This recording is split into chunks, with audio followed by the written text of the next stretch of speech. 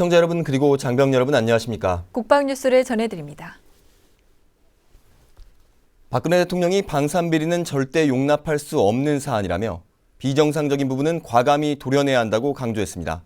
이에 따라 국방부는 방위사업의 관리 체계를 혁신하고 처벌을 강화하는 종합 대책을 내놨습니다. 오상영 기자의 보도입니다.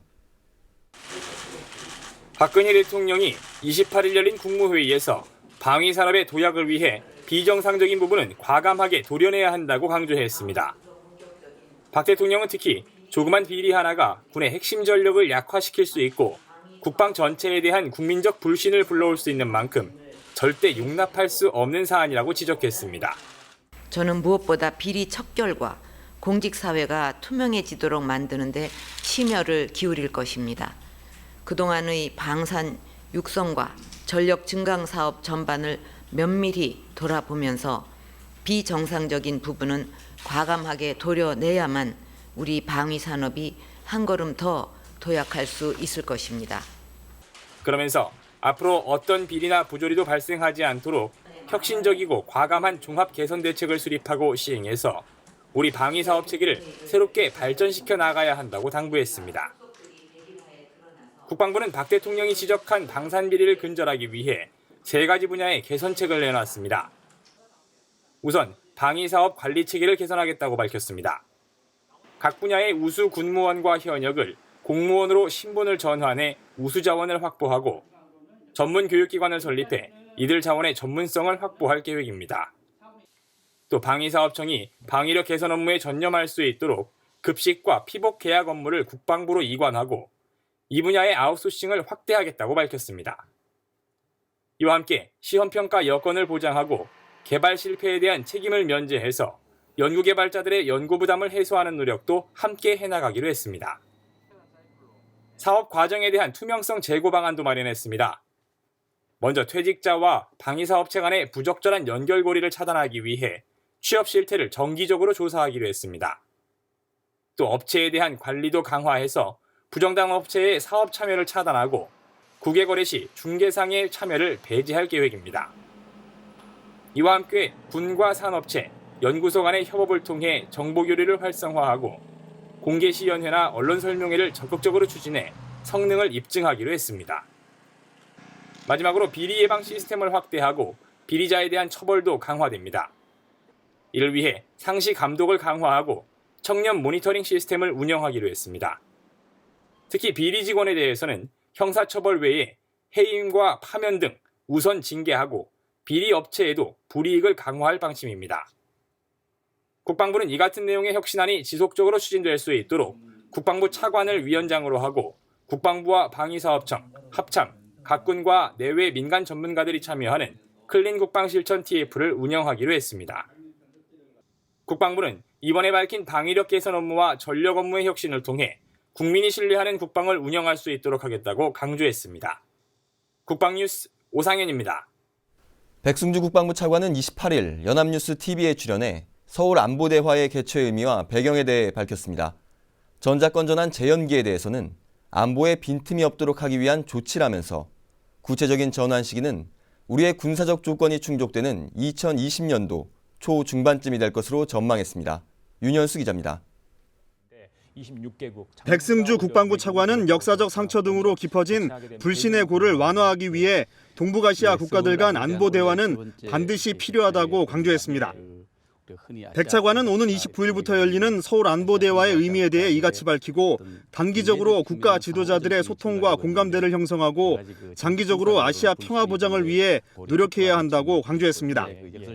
불신이 굉장히 골이 깊어가고 있지 않습니까? 그 불신의 골 속에서 상당히 그 군비 경쟁도 강화되는 이런 부분도 있고 그런 측면에서 무엇보다도 신뢰 구축이 중요하다.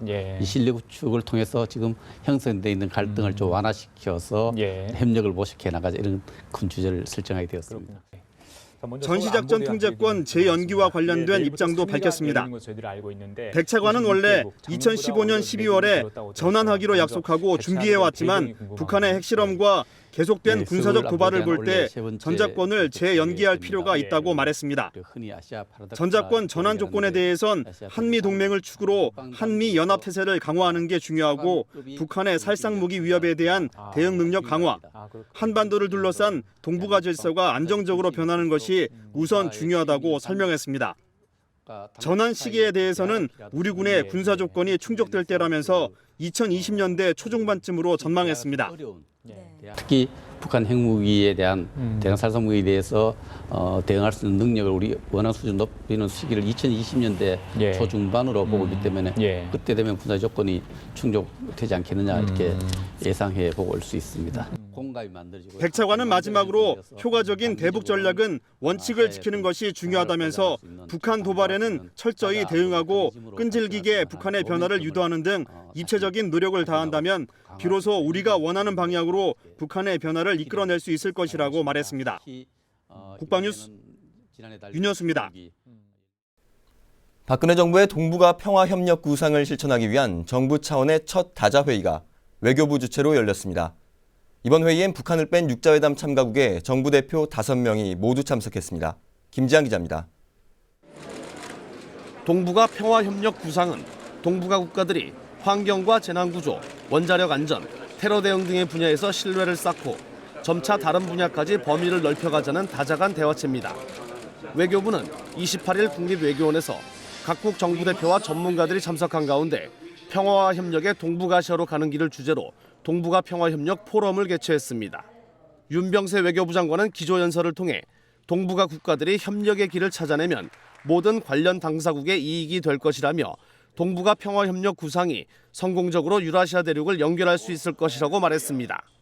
이어 오후엔 외교부 청사에서 이경수 외교부 차관보 주재로 각국 정부 대표들이 참석한 가운데 동북아 평화협력 회의를 별도로 가졌습니다. 비공개로 진행된 이번 회의엔 미국과 중국, 러시아, 일본의 정부 대표들이 참석해 동북아 국가 간 협력이 가능한 분야에 대해 의견을 나눴습니다. 이번 회의에 앞서 정부는 북한에도 참석을 요청하는 공식 초청장을 보냈으나 북한은 응하지 않았습니다. 정부는 앞으로 각국 정부 간 논의 수준을 점차 높여간다는 계획입니다. 한편 전문가들이 참여하는 동북아 평화협력 포럼은 29일과 30일 경기도 곤지암 리조트에서 그룹 토론 형식으로 진행됩니다. 국방뉴스 김지한입니다. 국방부가 김포 월곶면 일대와 원주 소초면 일대를 제한보호구역으로 변경해 군사보호구역을 완화했습니다. 대전 유성구 신봉동 일대는 제한보호구역으로 새롭게 지정했습니다. 박예진 기자입니다. 국방부가 경기도 김포시 월곶면과 강원도 원주시 소초면 일대의 군사시설 보호구역을 건축이 가능하도록 규제를 완화했습니다.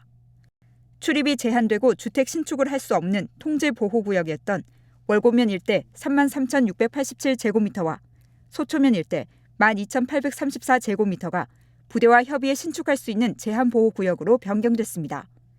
국방부는 지역 주민의 주택개발 요청과 부대 주변 시설을 부대 안으로 옮기게 되면서 군사시설 보호구역을 변경했다고 밝혔습니다. 또 대전시 유성구 신봉동 일대 48,533제곱미터를 제한보호구역으로 지정했습니다. 이곳은 국군통신사령부 위성운영국의 방호와 시설 보호를 위해 국방부가 지난 2006년부터 토지를 매입했습니다. 군사시설 보호구역으로 변경되거나 지정된 지역에 대한 지형 도면과 지번은 해당 지방자치단체와 담당 부대를 통해 열람할 수 있고 각 필지에 적용되는 군사시설 보호구역 현황은 토지 이용 규제 정보 서비스 검색을 통해서 확인할 수 있습니다. 국방뉴스 박예진입니다. 세계 평화를 위해 노력하고 있는 우리 해외 파병 장병들의 모습을 사진으로 만나볼 수 있는 2014 국군 해외 파견 특별사진전이 28일 국회의원회관에서 열렸습니다. 심혜슬아사의 보도입니다. 우리 군은 현재 15개국에서 1,390여 명의 장병을 파견해 다국적국 평화활동과 국방협력활동, UN 평화유지활동의 임무를 수행하며 세계의 평화와 안정에 기여하고 있습니다. 이들의 주요 활동상을 한눈에 볼 수 있는 사진전이 마련됐습니다. 송영근 의원의 주관으로 열린 2014 국군 해외 파견 특별사진전에는 현지 동맹군들로부터 모범적인 평가를 받고 있는 지역 재건, 의료 지원, 교육 지원 등의 활동 사진과 6개 해외 파병 부대의 다큐멘터리 영상이 전시됐습니다. 우리나라 이제 해외 파병 이것이 이제 상록수 부대의 소말리아 파병을 시작으로 해가지고 이제 21년이 지났습니다. 최초에는 참 아주 작은 데서부터 출발했는데 이제는 전 세계에서 가장 국제평화유지활동의 선진국으로 발전한 이런 모습을 우리가 다시 한번 이제 되새겨보고 오늘을 기반으로 해서 우리의 활동 영역을 더욱 전 세계로 넓혀나가자 하는 이런 의미를 살려내기 위해서 이걸 모임 만들었습니다. 이번 사진전에서는 특히 해외 파병 장병들이 직접 국군 파병 역사와 현황, 역대 부대별 임무 등을 소개하면서 효율적인 해외 파병과 대한민국의 국익 증진을 위한 해외 파병 법률 제정의 필요성을 강조했습니다. 6.25 전쟁 당시 국제사회의 도움으로 전쟁의 폐허를 딛고 일어선 대한민국. 이번 사진전은 해외 파병을 통해 세계 평화와 국익 증진에 기여하며 도움을 받는 나라에서 도움을 주는 나라로 탈바꿈한 대한민국의 위상을 다시 한번 확인하는 자리가 됐습니다. 국방뉴스 심예슬입니다. 육군 2보병사단이 28일 6.25 전쟁 당시 저격 능선 전투에 참가했던 2사단 용사들의 숭고한 희생 정신을 기리는 위령제를 열었습니다. 원동환 중사입니다. 1952년 6.25 전쟁 당시 휴전해산 도중 북한군과 중공군이 대대적인 진지전을 전개하자 한국군과 유엔군은 국군 2사단으로 하여금 기마 북방의 저격 능선을 탈취하도록 합니다. 이것이 바로 저격 능선 전투. 국군 2사단은 이 전투에서 중공군 제15군을 공격해 초전의 목표를 점령하고 중공군의 역습을 저지하기 위해 42일간에 걸쳐 공반전을 거듭한 끝에 저격 능선을 확보했습니다. 한마디로 얘기해서 낮이면 올라가고 밤이면 우리가 후퇴해서 내려오고 이렇게 하기를 반복하기를 40여 차례가 40여 차례가 그렇게 반복이 됐었습니다. 그로부터 62년 후 육군 2보병사단은 철원군에 위치한 저격 능선 전투 전적비에서 참전 용사의 넋을 기리는 추모 위령제를 열었습니다. 육군 2사단장 주관으로 열린 이날 행사에는 참전 용사와 유가족, 저격 능선 전우회장 등 약 120여 명이 참석했습니다. 한편 저격 능선 전투 추모 위령제는 조국 수호의 일념으로 저격 능선을 지켜낸 호국 영령과 참전 용사의 희생 정신을 기리기 위해 1957년 7월 5군단에서 전적비 건립 후 지속적으로 실시해오고 있습니다. 국방뉴스 원동환입니다. 육군 39사단 남해대대 소속 간부 2명이 100회에 걸친 헌혈 봉사로 대한적십자사 명예전당에 이름을 올려 장병들의 귀감이 되고 있습니다. 고교 시절 처음으로 헌혈을 시작했다는 남해대대 동원과장 원청현 대위와 청소년 적십자 봉사단체에서 헌혈을 시작한 남해군 기동대 이용주 예비군 지휘관이 그 주인공입니다. 원 대위는 헌혈은 아픈 사람을 돕는 가장 쉬운 방법이라며 건강이 허락하는 한 꾸준히 봉사를 이어갈 것이라고 말했습니다. 이용주 기동대장도 국가와 지역사회 발전에 봉사하는 것은 당연한 사명이라며 이를 계기로 헌혈률이 높아지기를 기대한다고 전했습니다. 남해대대는 3개월마다 전 장병을 대상으로 헌혈을 실시하고 있으며 앞으로도 지역사회의 안전과 발전을 위해 노력하겠다는 뜻을 밝혔습니다. 세계 각국의 군사 소식을 전해드리는 SNS 군사 리포트 시간입니다. 오늘은 미국과 호주, 중국이 실시한 첫 연합훈련인 코아리 훈련과 일본 잠수함 진류함의 진수식, 그리고 독일 육군의 자주식 부교 차량 M3까지 만나보시죠. 미국, 호주, 중국군의 사상 첫 연합훈련인 2014 코아리 훈련이 지난 10월 7일부터 18일간의 일정으로 호주 다윈의 오지와 인근 해안 지역에서 펼쳐졌습니다. 호주 육군 제2사단 주최로 펼쳐진 이번 훈련은 오지 생존 훈련으로 각 국가에서 10명씩 참가해 서로의 생존 노하우를 공유하고 실행하는 기회를 가졌습니다. This is so significant because it is the first time that Australian, Chinese and American soldiers have exercised together in the one place here in Australia. And I've been really impressed that they've come together, they've put their culture and their language and their values to one side and they've formed together as one single team. 이번 훈련에 참가한 일부 군인들은 훈련보다 더 힘들었던 건 서로 간의 언어 장벽이라고 밝히기도 했습니다.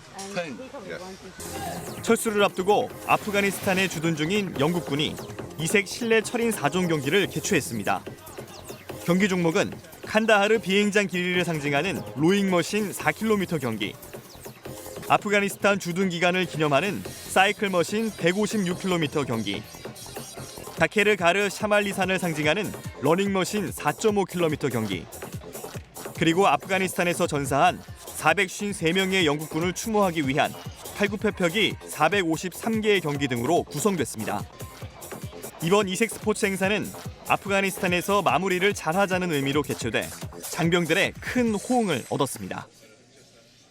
지난 4월 일본이 무기 수출 3원칙을 폐지하고 방위 장비 이전 3원칙을 신설한 이후 주변국의 우려가 나오는 가운데 처음으로 3,000톤급 잠수함 명명 진수식을 가졌습니다. 진류함으로 명명된 소류급 잠수함은 디젤 엔진을 탑재해 수중에서 시속 37km의 속도로 항해가 가능하고 길이 84m에 65명이 탑승할 수 있으며 오는 2016년 3월 취역 예정입니다. 각국의 군에서 운영하는 무기를 소개하는 시간입니다. 이번 주는 독일 육군이 운영하는 자주식 부교 차량 M3입니다. M3는 최고 속도 시속 80km로 기동할 수 있는 부교 차량으로 전장에서 발빠른 교량 지원이 가능합니다.